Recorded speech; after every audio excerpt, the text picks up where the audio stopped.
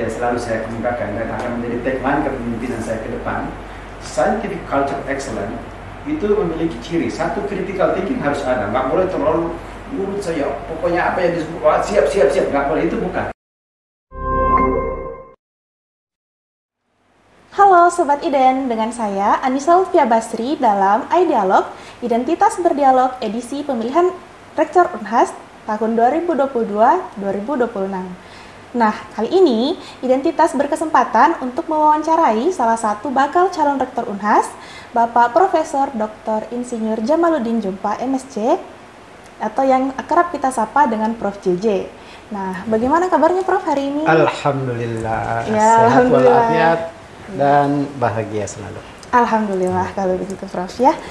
Boleh Prof disapa Sobat Iden dan Sivitas Sobat Iden tetap sehat selalu ya, tetap semangat dan semoga terus-menerus kita berkreasi untuk kemajuan bangsa dan negara.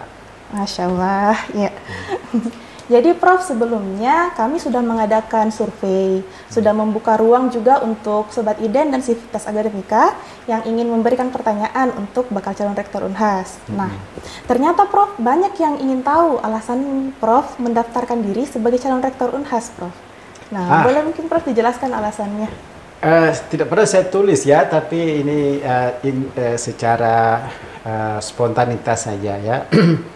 Yang pertama, sebagai warga Unhas yang pada saat dia telah memenuhi syarat adalah sangat dibutuhkan untuk berperan serta di dalam membangun Unhas. Nah, pada saat Unhas membutuhkan seorang rektor, adalah tanggung jawab kita semua yang memenuhi syarat untuk menawarkan diri untuk menjadi rektor. Itu yang pertama.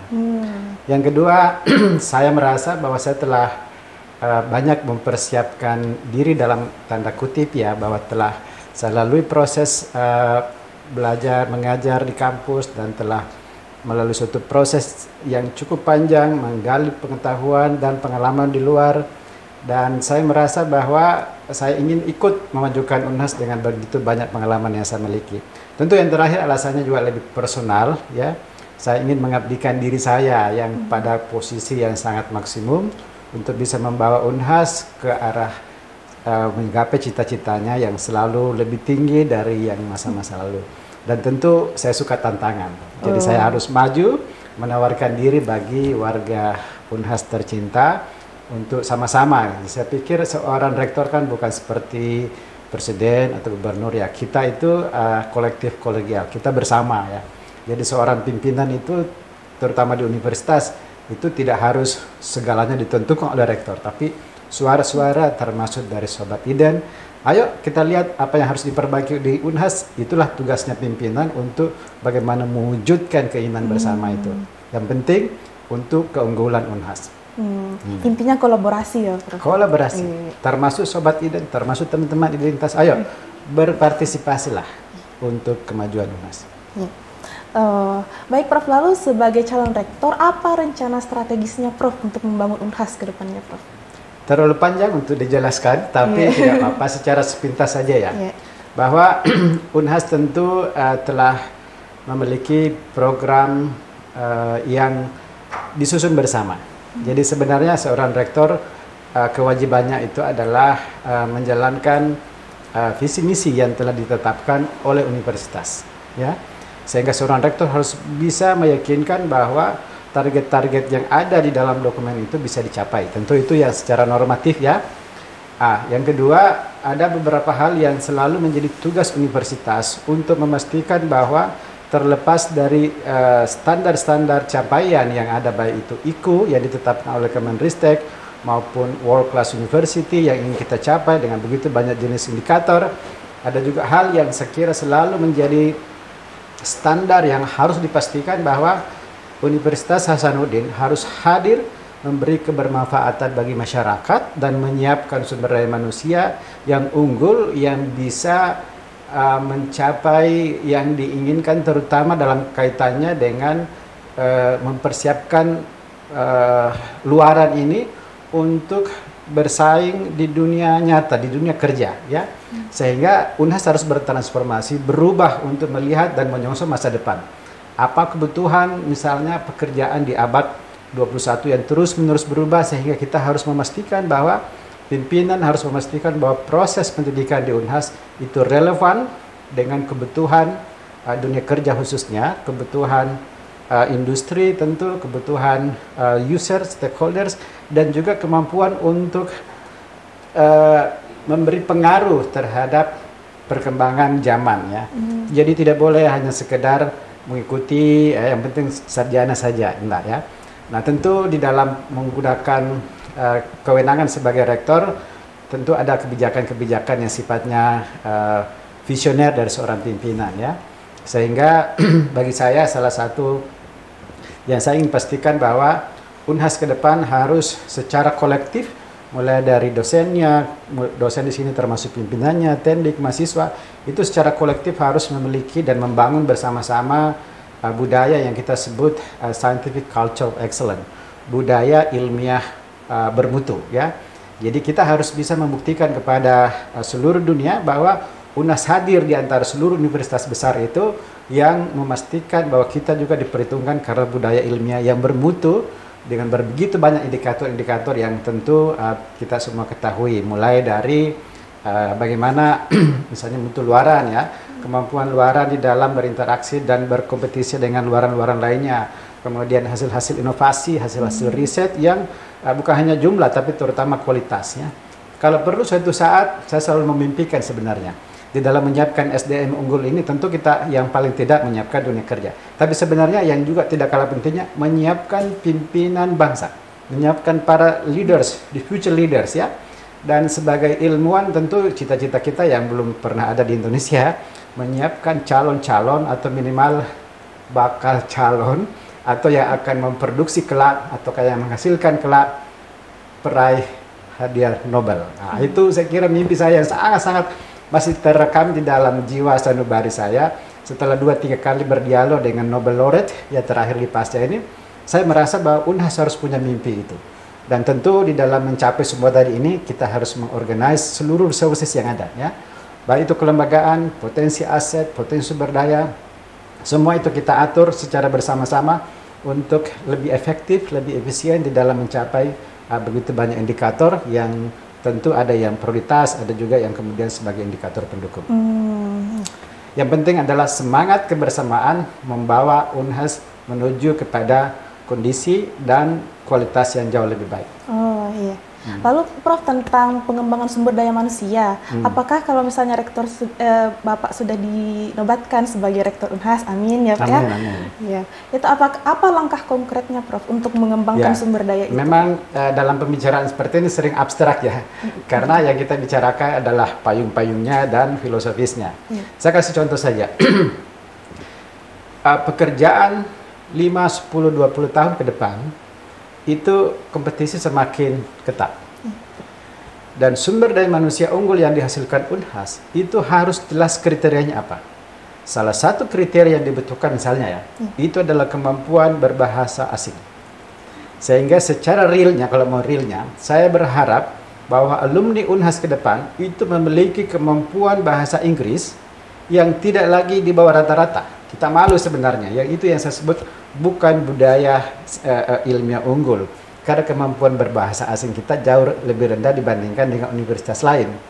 Itu contohnya, sehingga pasti di dalam program-program saya ke depan bukan hanya sebagai pelengkap kurikulum ada bahasa Inggris di situ, tapi kita harus ciptakan suasana akademik atmosfer di mana seluruh mahasiswa yang masuk ke Unhas itu diberi semangat bahwa ayo menyongsong masa depan yang lebih ceria, kita bisa bersaing dengan mereka, dengan para kompetitor kita tentu perlu bekerja sama, tapi tunjukkan bahwa kita punya kemampuan minimal ya berbahasa Inggris ya, dan soft skill yang lain ya, ada leadership yang bagus, saya kira itu sudah dilakukan, kemudian ada kemampuan berkomunikasi, kemampuan menguasai IT, tapi yang paling fundamental yang bisa kita jalankan dalam waktu singkat kalau saya terpilih jadi direktur adalah memastikan bahwa ada upaya signifikan untuk membuat mahasiswa Indonesia, mahasiswa Unhas maksud saya, itu bisa menguasai bahasa Inggris ya. Karena kita kan malu nih, pada saat ada LPDP membuka pendaftaran, Unhas selalu berguguran karena kemampuan bahasa.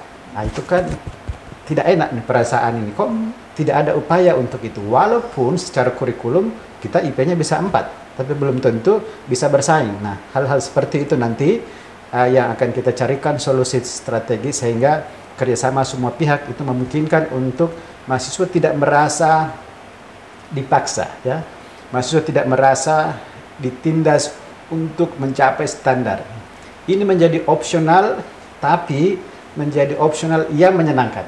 Sehingga terbentuklah tadi yang saya sebutkan dari awal, budaya ilmiah unggul yang membuat kita bisa bersaing, tapi juga secara strategik itu memilih hal-hal yang dibutuhkan di dalam dunia persaingan tersebut. Apalagi Unhas sudah world class university. Iya, namanya world class university. Iya. Sebenarnya kalau mau lebih lanjut lagi, bukan hanya mahasiswa ya, tapi juga dosen, kita akan perkuat kemampuannya. Kan tidak semua dosen kita bisa berbahasa asing, dan itu tidak harus. Tapi dalam konteks budaya ilmiah unggul tadi, itu saya berharap ada keinginan kita semua, karena bahasa ini kan hanya sekedar meluangkan waktu dan komitmen dan menciptakan akademi atmosfer. Ya. Ketika dosen dan mahasiswa memiliki kemampuan bahasa asing yang bagus, maka sekira kita akan lebih mampu untuk menuju world class university. Kalau perlu tendik pun harus kita siapkan. Jangan dibiarkan tendik hanya sekedar menonton dan menyiapkan administrasi saja. Ayo kita menjadikan ini menjadi betul-betul suasana kampus yang tidak biasa, ya, suasana kampus yang bergaya milenial, tapi kemudian kita bisa bangga, wah ini saya alumni Unhas, karena alumni Unhas terkenal ya, memiliki kemampuan yang di atas rata-rata. Saya kira keren ya, mudah-mudahan bisa diwujudkan. Amin. Siapapun jadi rektor, saya harap ini bisa kita wujudkan. Amin. Iya, Prof, lalu menurut Tak, apakah ada potensi di Unhas yang belum dikembangkan dan menurut Prof bisa Anda kembangkan nanti ketika Prof jadi rektor? Wajar dan sangat bisa dipahami ketika potensi itu belum kita optimalkan secara keseluruhan. Karena keterbatasan waktu, keterbatasan mungkin finansial, dan juga belum sempat dibuatkan strategi optimalisasi potensi itu. Saya kira potensi Unhas sangat besar ya. Potensi Unhas dari sisi sumber daya dan jejaringnya itu sangat besar. Mulai dari potensi-potensi aset, ya. Potensi aset ini misalnya belum kita kembangkan ya, misalnya. Saya sebagai marine scientist ya, misalnya. Kita punya marine station, ya.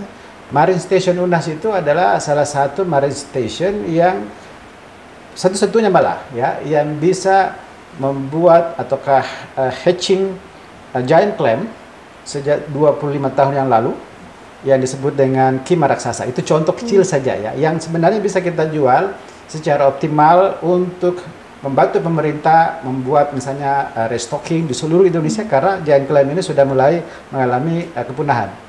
Nah, kalau itu bisa diperankan secara optimal, saya kira akan sangat bagus. Potensi lain misalnya di farmasi. Kita punya banyak sekali traditional medicine di Sulawesi Selatan dan mungkin Indonesia Timur, bahkan seluruh Indonesia. Nah, teman-teman di farmasi bisa kemudian, dan sebagian sudah ada cukup banyak lah sebenarnya ya.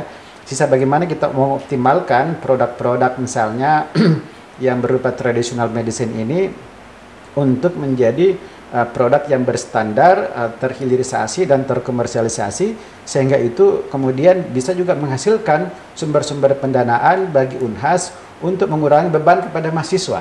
Ya, itu kan contohnya tuh. Kita tidak bisa menghindari misalnya membayar SPP. Kenapa? Karena sumber pendapatan kita belum cukup untuk mendanai beasiswa itu. Dan juga subsidi pemerintah tidak cukup, karena kan ada biaya yang minimum untuk suatu proses pendidikan, sehingga istilah komersialisasi produk itu tidak sesungguhnya dalam kaitannya dengan membantu Unhas di dalam memastikan bahwa proses pendidikan yang unggul tadi ini bisa dicapai tanpa harus membebani terlalu banyak kepada mahasiswa dan orang tuanya. Masih banyak yang lain, tapi waktu saya kira tidak bisa saya jelaskan, jabarkan. Yang jelas bahwa karena kita bersama, maka seluruh unit-unit, seluruh fakultas itu perlu mengidentifikasi potensi itu, dan kita fasilitasi mereka mengembangkan potensi itu, termasuk potensi yang aset tadi ini yang secara sering didiskusikan di dalam debat-debat rektor, bagaimana Unhas sebagai PTNBH mengoptimalkan potensi. Bagi saya itu tidak mungkin sentralisasi, itu harus desentralisasi untuk setiap unit memikirkan, mengembangkan sendiri berbagai potensi yang ada, di bidangnya masing-masing, kemudian dengan SDM-nya mereka miliki, laboratorium yang mereka miliki, kemudian ini bisa terhilirisasi sampai ke komersialisasi untuk kemudian mendapatkan income yang lebih besar, tapi harus organisir secara profesional. Oleh karena itu, dari beberapa bulan lalu saya selalu mengemukakan bahwa Unhas harus mengelola ini secara kelembagaan. Kita harus punya badan ventura. Rektor yang tidak punya pengalaman mengembangkan bisnis tidak mungkin berpikir terlalu detail. Ya. Harus ada badan ventura, seperti di UI sudah ada badan kerjasama ventura, yang ada di level universitas, ada di level fakultas, sehingga unit-unit bisnis ini bisa mengoptimalkan potensi itu, baik potensi aset tadi itu maupun potensi SDM. Potensi SDM kita banyak sekali, bisa membantu pemerintah untuk menyelesaikan banyak masalah, ya. Misalnya masalah-masalah yang terkait dengan kebutuhan konsultan pengembangan daerah misalnya. Ini kan banyak dosen yang bisa, mahasiswa bisa bantu, ya. Dan itu bisa kemudian juga menjadi sumber pendanaan membantu proses kegiatan akademik, termasuk mengembangkan penelitian dengan biaya dari situ dan lain-lain, termasuk mereka yang memiliki jejaring di luar negeri misalnya, itu juga bisa kita optimalkan keberadaannya untuk mendapatkan berbagai macam international grant yang jumlahnya sangat besar. Ya, Prof. Ya. Berarti lebih terkait ke PTNBH ya, Prof? Karena optimalisasi aset itu pada umumnya terkait dengan peluang. Kalau dulu kita nggak berpeluang, agak berat karena kita dikungkung oleh aturan-aturan. Sekarang dengan PTNBH kita punya otonomi yang kuat sekali. Tidak perlu terlalu khawatir untuk misalnya dana itu masuk ke negara. Negara kemudian dicairkan lagi anggaran itu melalui proses APBN dan standar SBU ya, yang sangat ribet pertanggungjawabannya. Sekarang Unhas ini memiliki kemampuan untuk mengoptimalkan aset karena dia PTNBH, ya. Sehingga ini sebenarnya tantangan kemarin memang karena PTNBH dianggap wah, tidak hadirlah negara ini di dalam memberikan bantuan ataukah subsidi ataukah biaya ke universitas. Karena kemudian dikurangi, tidak ada ASN lagi untuk PTNBH. Biaya operasional ada kemungkinan tidak terlalu besar. Kan seolah-olah negara tidak hadir. Bagi saya justru negara telah memberikan kita kewenangan yang besar untuk survive, untuk mengoptimalkan aset. Itu adalah sumbangan terbesar sebenarnya ya. Tapi kita harus kerja cerdas, kita harus kerja keras, dan tentu kita harus mengoptimalkan juga kolaborasi.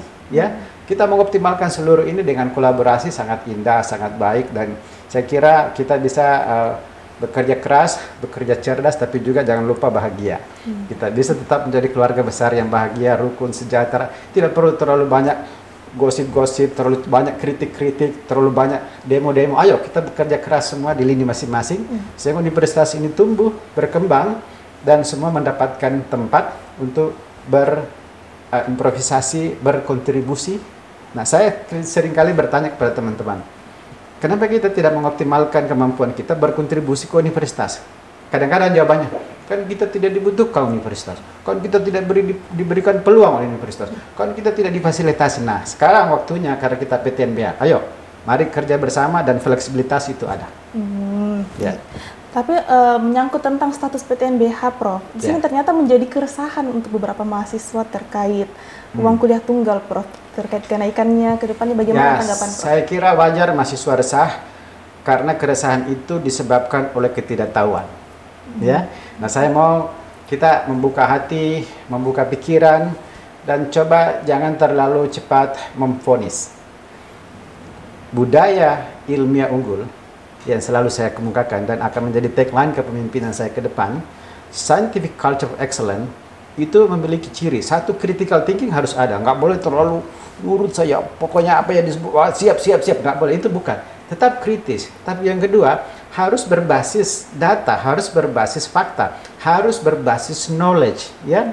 Dan yang ketiga, harus selalu terbuka untuk berkolaborasi dengan yang lain dan siap untuk salah. Saya pun siap untuk salah, tapi ayo kita sama-sama mengoreksi kesalahan saya. Tapi demikian pula sebaliknya. Nah, kalau kita menciptakan ini semua, tidak ada lagi rasa curiga, tidak ada perasaan a priori, kemudian ini dari kelompok A, kelompok B.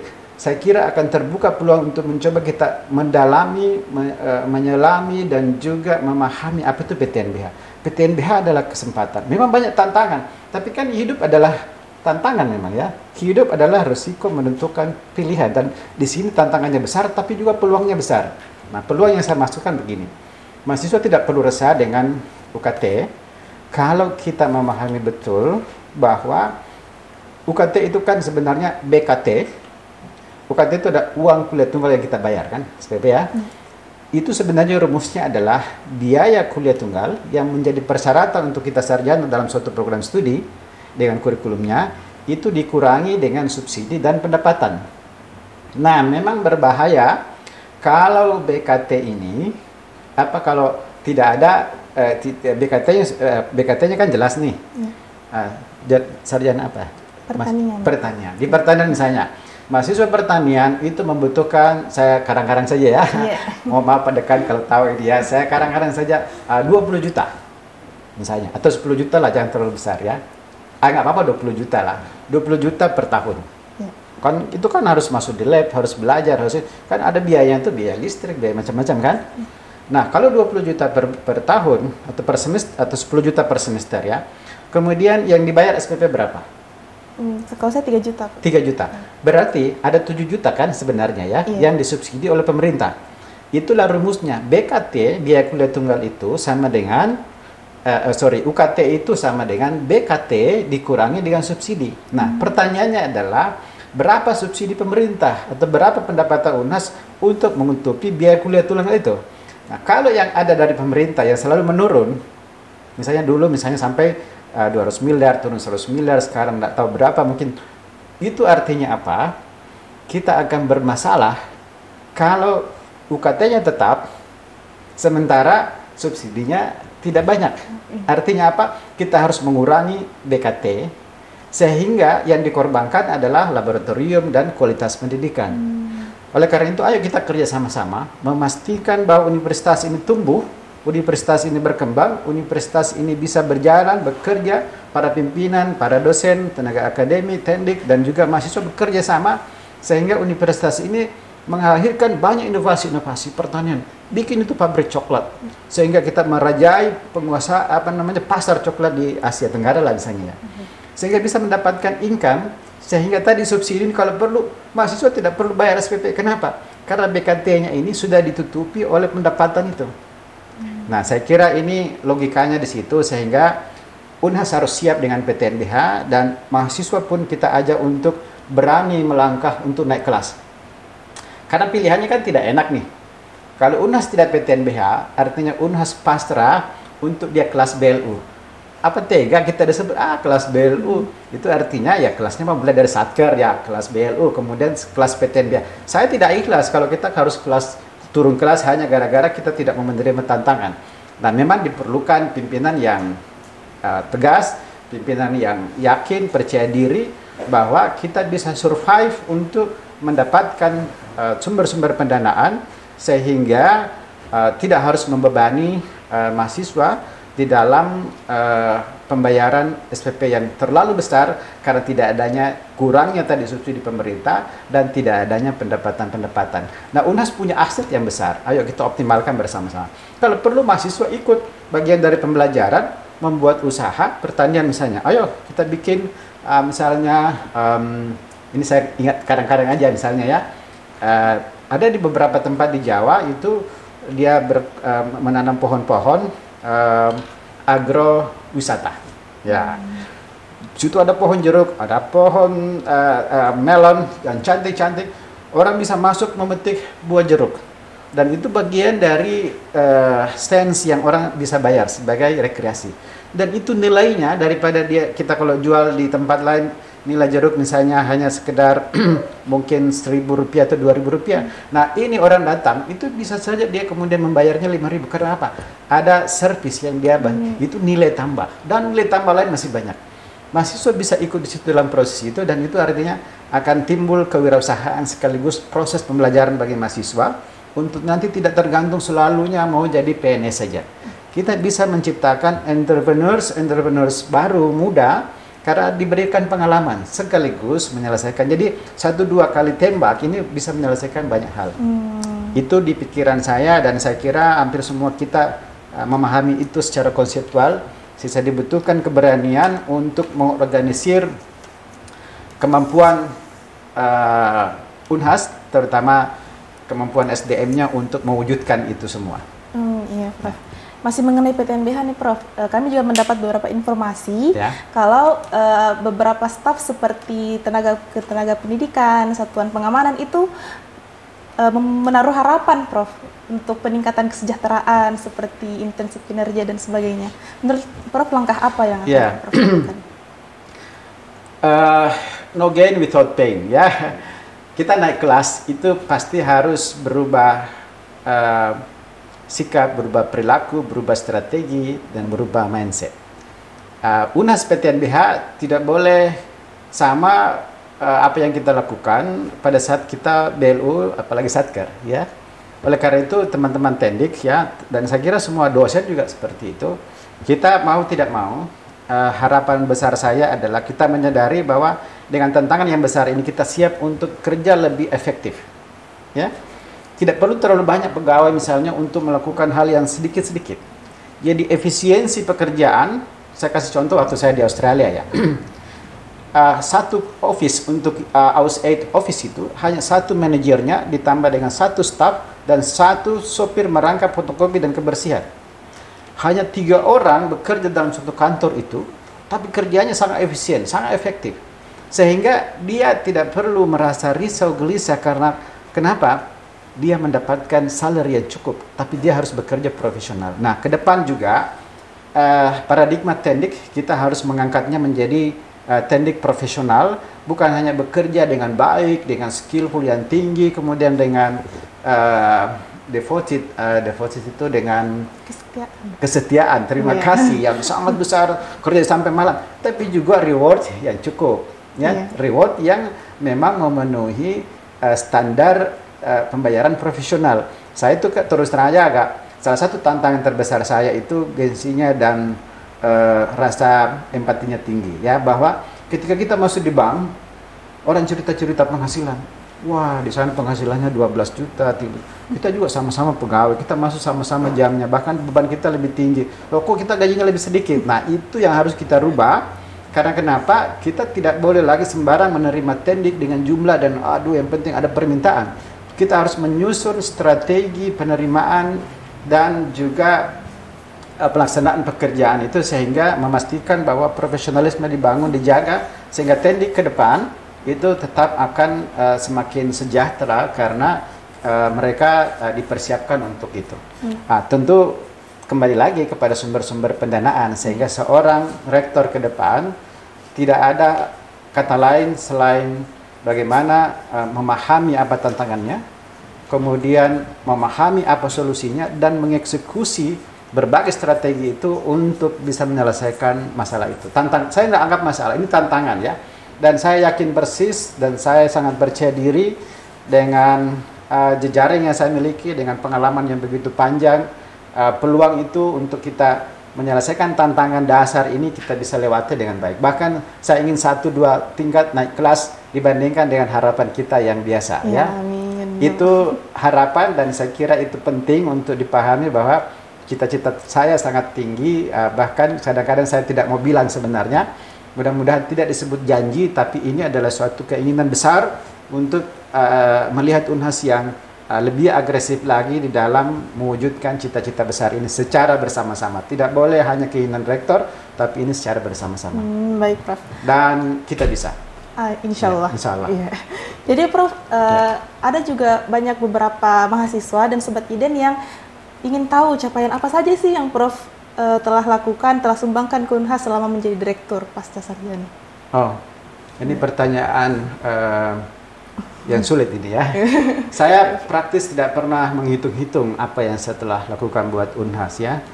Saya malah selalu bertanya apa lagi yang bisa saya berikan buat Unhas. Tapi saya harus pikir-pikir sebentar ini apa yang telah saya lakukan.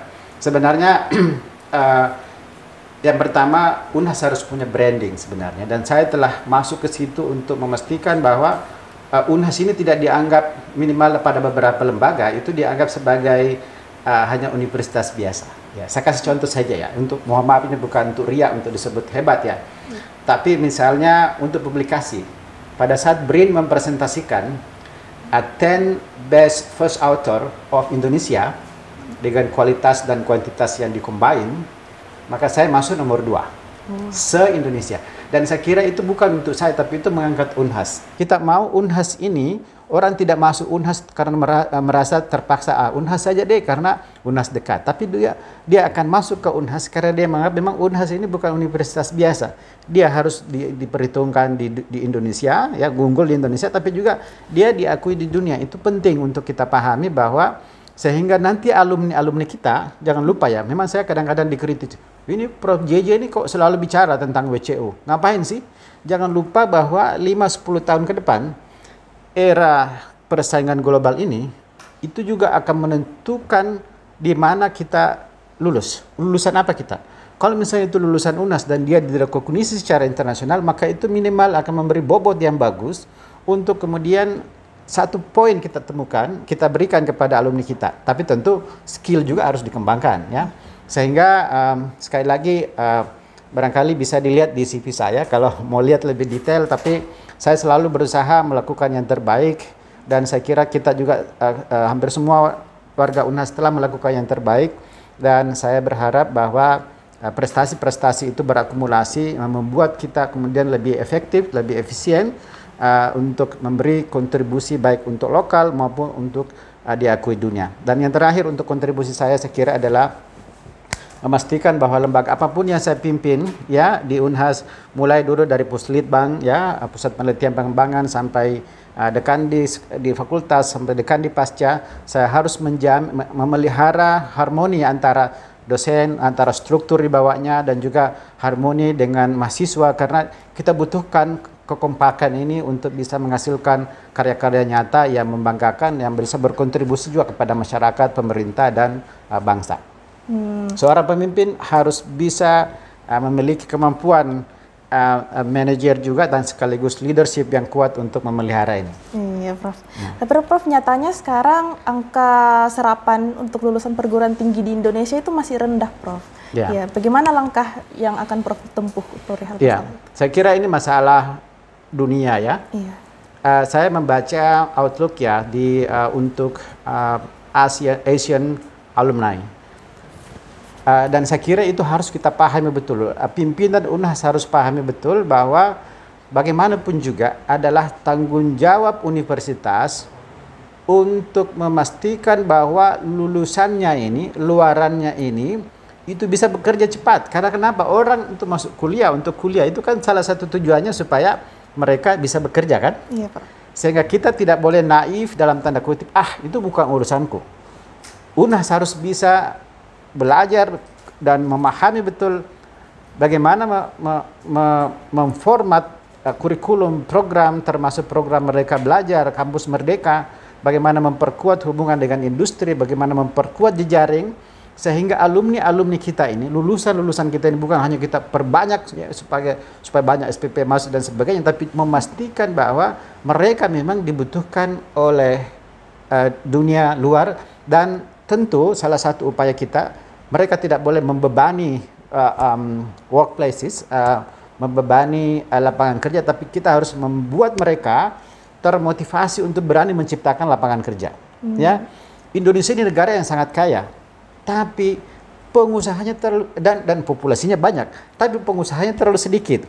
Sehingga salah satu program saya itu di dalam kertas kerja itu adalah ingin membuat banyak sekali startup, ya. Mahasiswa-mahasiswa ini harus kita fasilitasi sebaik mungkin untuk dia berani untuk menciptakan lapangan kerja baru sendiri, menjadi manajer sendiri, memiliki perusahaan sendiri, dan itu adalah bagian dari bukan untuk membesarkan UNHAS saja, tapi menyelesaikan masalah bangsa. Terutama kita di Indonesia Timur harus lebih sensitif, karena kenapa? Gap antara Timur dan Barat itu terlalu jauh. Ya, sehingga kita di UNHAS harus ikut berkontribusi. Saya dalam pendahuluan selalu mengatakan bahwa UNHAS harus bisa berkontribusi menyelesaikan masalah bangsa. Kita tidak boleh hanya berpikir, ya yang penting UNHAS, ruang lingkupnya UNHAS Sulawesi Selatan dan sebagainya. Tapi UNHAS harus hadir di tengah-tengah bangsa ini untuk menjadi problem solver dan memprovide strategi dan sekaligus memberikan output produk-produk lulusan-lulusan yang menjadi bagian dari solusi, bukan bagian dari masalah. Kalau kita membuat kurikulum ataukah meluluskan mahasiswa sebanyak-banyak, kita tidak pikirkan bagaimana mereka bekerja, itu adalah saya kira saya pun akan merasa berdosa ya. Oleh karena itu mudah-mudahan kita bersama sekali lagi ikut memikirkan, dan saya akan ini baru ya kalau terpilih insyaallah ya. Amin. Dunia industri, dunia usaha harus masuk kampus. Harus masuk kampus, bukan hanya sekedar formalitas, harus bekerja bersama di kampus. Kalau perlu kita bikinkan beberapa kantor-kantor untuk perusahaan besar seperti luar negeri ya. Untuk perusahaan besar itu punya kantor di kampus. Jadi kita bisa tahu apa yang mereka kembangkan, dan juga kita tahu apa mereka butuhkan. Kita siapkan SDM sesuai dengan kebutuhan mereka. Bukan kita siapkan SDM suruh mereka menyesuaikan diri. No way. Dia kalau perlu, ini mohon maaf ya, saya di Jakarta itu agak miris waktu ketemu dengan, tidak usah saya sebut, jangan sampai akan menyinggung ya. Suatu perusahaan besar multinasional, walaupun headquarternya di satu negara, itu kemudian membuat R&D center di Jakarta. Dan itu dia harus membawa para peneliti-peneliti unggul dari luar bersama-sama di Jakarta. Karena dia private sector yang harus survive dengan inovasi-inovasi terbaru, kalau tidak dia tergilas oleh teknologi lain. Nah, di sini saya merasa miris karena kenapa bukan Indonesia yang menyiapkan SDM itu? Harusnya mereka dibawa ke kampus. Ayo, kembangkan sendiri sama-sama di sini. Ayo, kita masukkan misalnya mahasiswa-mahasiswa postdoktoral ataukah mahasiswa-mahasiswa S3 yang membantu mereka mengembangkan inovasi-inovasi baru itu. Tentu di dalamnya juga ada bisnis ya. Sehingga harapan saya sangat besar ketika ditanya begini, hati saya itu berbunga-bunga walaupun belum jadi rektor ya.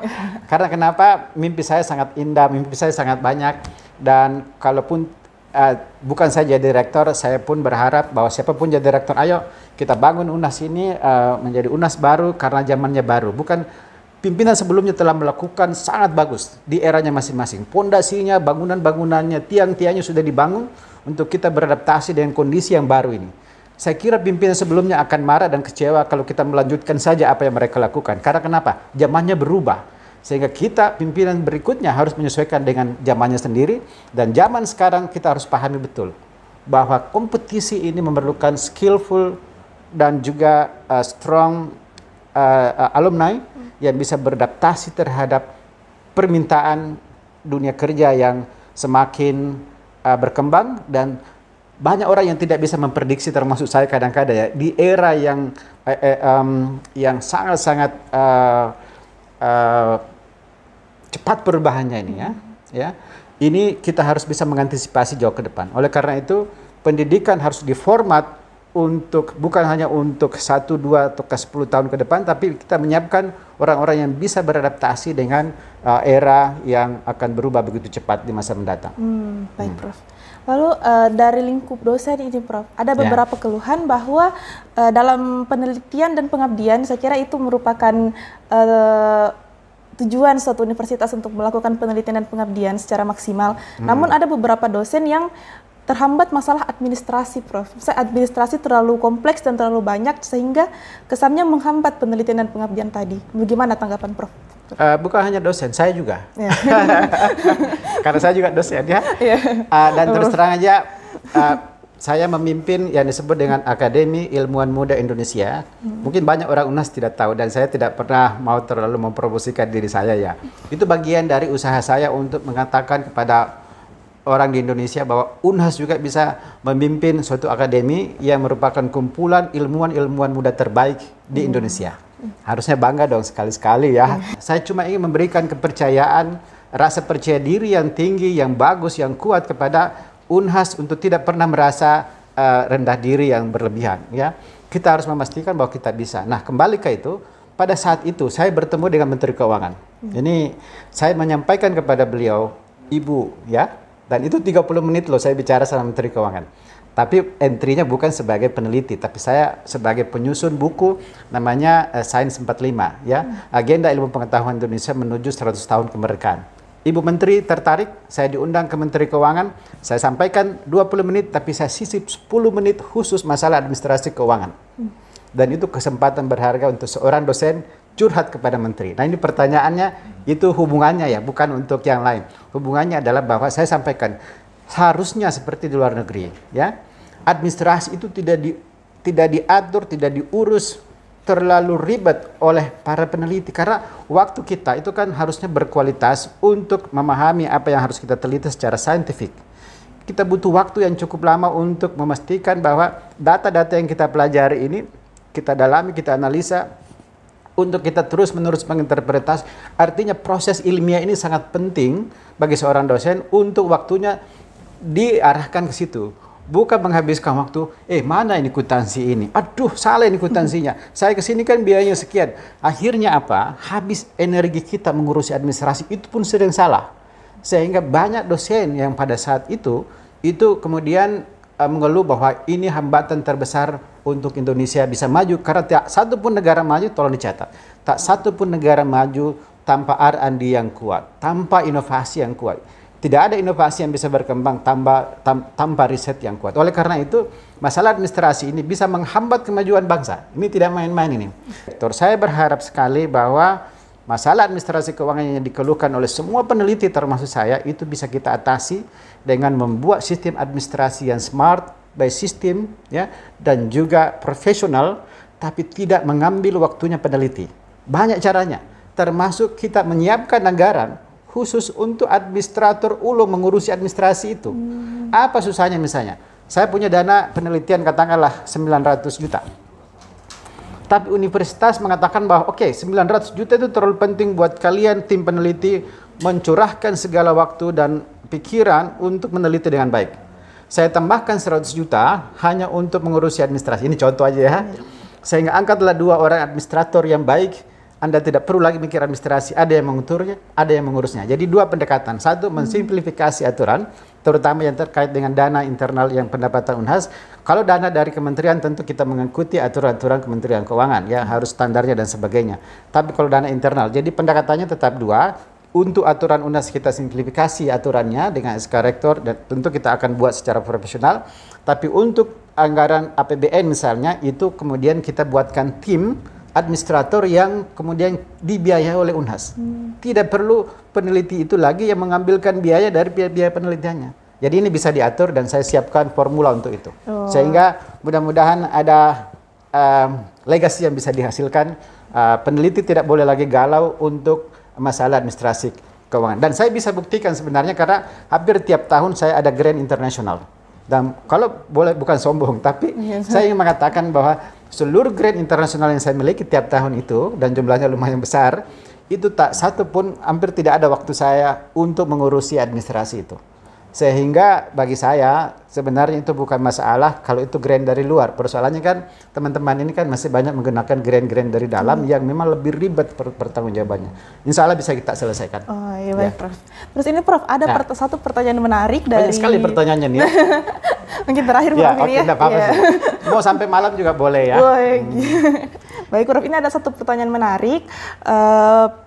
Bila Prof terangkat sebagai Rektor Unhas, dalam 100 hari pertama itu apa yang akan Prof lakukan? Wih, kenapa harus 100 hari? Kita kan punya masih banyak hari-hari ya. Kita 360 hari dikali 4, tapi oke lah. Itu artinya program quick wins ya. Sehingga menata di awal-awal ya. Jadi 100 hari pertama tentu saya tidak akan menghitung hari pertama sampai 100 ya. Tapi di fase-fase awal kita harus bersama-sama kembali menata. Saya kira di dalam Reinstra itu sudah sangat bagus ya. Sudah banyak sasaran-sasaran strategis yang telah kita tetapkan, sudah banyak dan itu semua bagus ya. Tapi pengorganisasian ini harus kita coba kaji kembali dan perbaiki. Saya akan memperbaiki struktur organisasi supaya lebih efisien, efektif di dalam mengeksekusi ini. Itu yang pertama. Yang kedua tentu menyangkut hal-hal yang sifatnya pembagian tugas ya. Pembagian tugas ini, kewenangan ini harus kita coba bagi. Jangan terlalu berat bebannya di satu tempat, kemudian ringan bebannya di tempat lain, karena ini tidak seimbang. Ibarat mesin ini tidak akan efisien ya, energinya tidak akan bagus. Sehingga kita berharap dengan reorganisasi ini, kemudian kita perbaiki distribusi beban, kemudian kita memperkuat pencapaian program-program itu secara menggunakan organisasi. Saya kira ke depan ini akan berjalan lebih smooth untuk mencapai hal-hal yang jauh lebih besar ya. Nah, yang lain tentu kita akan menggalang kembali diskusi-diskusi dengan berbagai pihak. Rektor tidak boleh semau-maunya menentukan saya mau A, B, C, D. Ya. Komunikasi dengan seluruh keluarga besar Unhas, baik para dosen, tendik, bahkan mahasiswa, juga lembaga-lembaga yang juga merupakan organ penting di Unhas, terutama senat akademik, ya, majelis wali amanat, kita akan ajak sekali lagi untuk bersama-sama memikirkan bahwa ini kerangka besar yang saya ingin capai, misalnya sebagai rektor. Tapi ayo kita lihat kembali apakah ini kita sepakati, apakah ada yang perlu diperbaiki, apakah perlu lebih agresif lagi. Ayo kita terus-menerus membenahi ini, sehingga perjalanan kita mencapai cita-cita ini, mencapai prestasi ini, itu kemudian dilakukan secara bersama-sama. Ya, tidak perlu ada yang menonjol, wah hebat mentong ini si A, si B, si C. Ini adalah untuk kita bersama. Kalau ada satu yang pincang, misalnya mahasiswa tidak ikut, saya akan sedih. Mahasiswa harus menjadi bagian dari proses perbaikan ini, dan yang kita sebut scientific culture of excellence ini untuk semua. Tendik, mahasiswa, pegawai, dosen, para pimpinan, dan juga bahkan kita mengajak user, stakeholder, mitra, kalau perlu mitra asing kita ajak untuk menjadi bagian dari proses akademi atmosfer yang excellent ini, karena terus terang saja dunia memerlukan Unhas. Dunia memerlukan Indonesia Timur. Saya orang kelautan, saya tahu persis bahwa the center of marine biodiversity itu ada di halaman rumah kita. Sehingga mereka akan datang, sehingga mereka itu akan sangat tertarik melihat Unhas maju. Sehingga harapan saya sangat besar, cita-cita saya sangat tinggi, dan saya merasa sangat optimis. Tidak perlu terlalu pesimis, ya. Saya merasa sedih kalau masih ada yang pesimis. Walaupun itu manusiawi, tapi tolong jangan terlalu lama, ya. Kalau ada yang galau, tolong jangan terlalu lama. Saya akan buka komunikasi itu sebaik mungkin dengan semua pihak. Jangan sampai ada komunikasi yang tersumbat sehingga menimbulkan keresahan, menimbulkan hal-hal yang tidak produktif. Saya tidak perlu dan saya tidak berharap ada demo. Ayo kita bicarakan apa saja yang kita anggap penting. Kalau tendik yang benar, kita ikuti tendik. Kalau mahasiswa yang benar, kita ikuti mahasiswa. Tapi demikian pula sebaliknya. Kita harus sama-sama melihatnya dengan kepala dingin, dengan hati terbuka, penuh kekeluargaan. Kita kan keluarga besar, sama dengan satu rumah kan. Kalau bapak salah, ya ibu baik-baiklah dia tegur. Kalau ibu salah, ya bapak nasihatilah ibu, jangan terlalu cerewet dan seterusnya. Kalau anak nakal, ayo, anaknya juga harus bisa mengikuti orang tua. Itu contoh saja. Dalam suatu keluarga, pasti tidak smooth 100%, tapi saya menganggap itu adalah bagian dari dinamika yang membuat keluarga itu akan menjadi lebih kokoh lagi, karena di dalamnya sudah dilatih dengan gelombang, dengan ombak, ya, sehingga dia tumbuh lebih cepat, ya. Kalau ibarat pesawat dihambat angin, dia akan take off. Karena kenapa? Kita semakin sadar, semakin yakin bahwa kita kuasai apa yang terjadi dan kita siap maju bersama. Iya. Ya, insya Allah. Iya. Ya. Luar biasa sekali ya Sobat Iden. Namun sayangnya itu tadi adalah pertanyaan terakhir. Oh, saya kira masih ada.